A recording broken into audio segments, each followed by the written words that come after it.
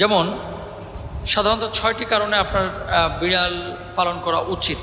1 number, বিড়াল যদি বাড়ির মধ্যে থাকে, আল্লাহ রাসূল সাল্লাল্লাহু আলাইহি ওয়াসাল্লাম যেহেতু তিনি পছন্দ করেছেন, সুতরাং রাসূল সাল্লাল্লাহু আলাইহি ওয়াসাল্লামের পছন্দের প্রাণী আপনার বাড়িতে আছে, মানে আল্লাহর রাসূল যে প্রাণীটাকে পছন্দ করেছেন সেই প্রাণীটা আপনার বাড়িতে ফেরেশতা নিয়ে আসবেন।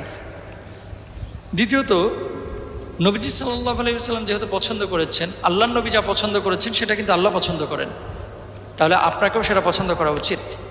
3 নাম্বার, আল্লাহ রাসূল সাল্লাল্লাহু আলাইহি ওয়াসাল্লাম ভালোবেসেছেন, তার মানে বিড়ালকে ভালোবাসা এটা সুন্নাহ। যদি আপনি বিড়াল ঘরের মধ্যে রাখেন, একটা সুন্নাহ পালন হবে। আবার আল্লাহ রাসূল সাল্লাল্লাহু আলাইহি ওয়াসাল্লামের ভাষ্য অনুসারে ইসলামিক স্কলাররা যেটি বলছেন, বিড়ালের লালা অশুদ্ধ না, বরং বিড়ালের লালা বিশুদ্ধ।